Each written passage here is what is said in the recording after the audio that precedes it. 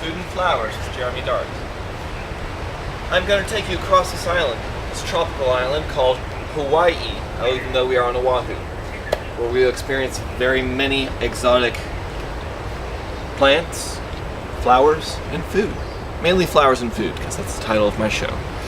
I'll often have a co-host. However, I want you to all enjoy, have a good stay, and stay off drugs.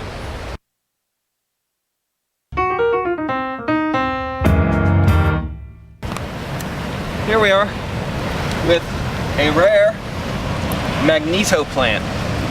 This also was crikey! Check this out. This is a rare Nathaniel plant. It's only grown in like South Africa. Very rare. You can buy them on eBay for a few thousand if you're lucky, if somebody has one wants to sell it. It's indigenous to, like I said, South Africa, but which I didn't even know was in here. He comes with sunglasses, which can then be used as cup holders in America and Lexuses. So, and they're also great for trained personal experts, GPS. I mean, this is a marvelous, marvelous piece of growth. Let's see if it's ripe yet. No, still needs a couple more months of homeschooling, but then this looks like a good one. Now, along the way, we are discovering some very cool plants. This, as you can see by the pink buds, you can get a close-up on that.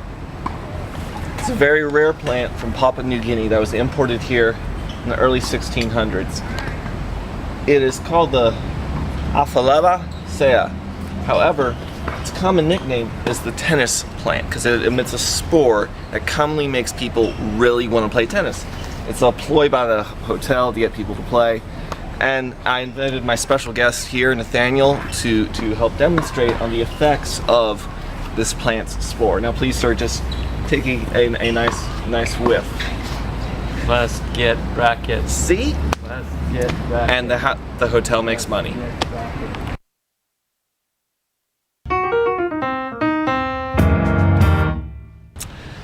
Hello, my name is Jeremy, and this is a rare example of Hawaiian agricultural planting.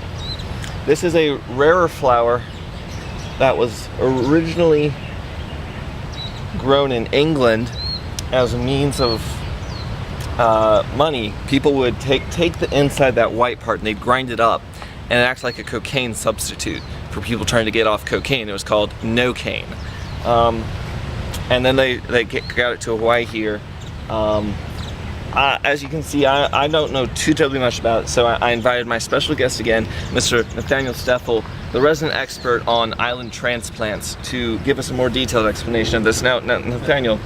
Mr. Dart. Yes. Have you been sniffing the flowers? That's a lie. Man-made. I think you should stop smelling the flowers. Come on, get off my show. Let's go to the stove. Hello, welcome back to Food and Flowers with Jeremy Dart. I'm your host, Jeremy Dart. Now, our first plant here in Hawaii is this. It has a vine that comes down with little prickly points to evade predators. As you can see, it comes around, they typically stay in groups. This particular plant is called Optimus primus. It came from a local region out of Mexico, and they put it here to protect the rainforest. Now, I believe that these trees can do, they make some kind of special fabric out of these, something rather. Again, this is one of those transplanted plants, so I want to bring in my another guest speaker, Mr. Nathaniel Steffel. How are you doing, Mr. Steffel, today? Very well. All right. So what can you tell us about this magnificent Optimus primus? Well, I can tell you it's often used for stuffing into your seats. Okay. And it is exported as well as imported because it's most wanted in Mongolia. That would be right because of the Mongolian plan for invasion of North Africa. Correct. Right. We should all keep that in mind, ladies and gentlemen, and Stay out of North Africa. stay out of North Africa. American public advisory warning. Yes.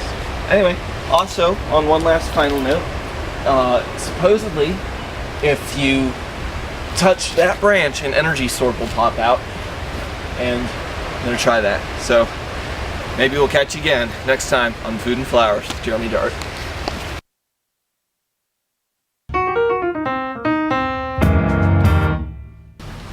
Hello, I'm Jeremy Dart, and here we are in Food and Flowers.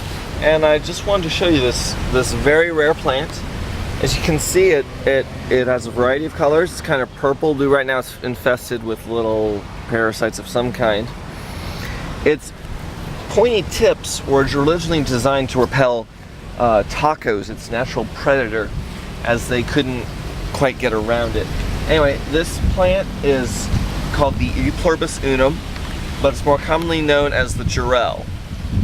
It's called Jarrell because obviously of the orange Jarrell colors.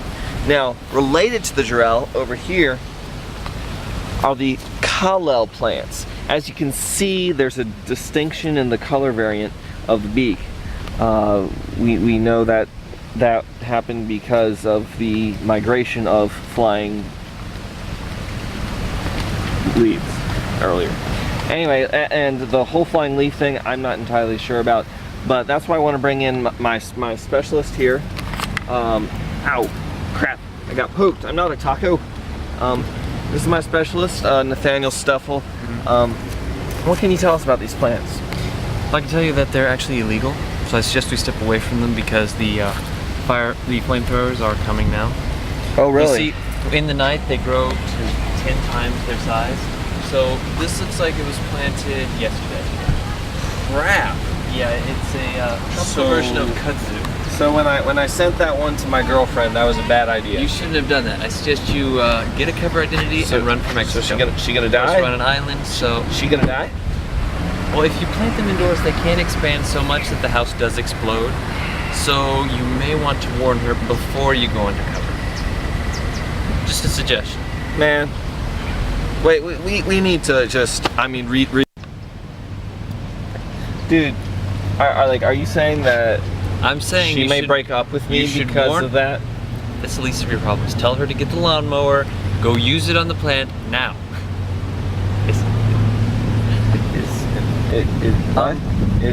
Let's get out of here. Okay, this has been I already Food and have your Flowers. stuff, let's Food go. and Flowers, Jeremy Dart.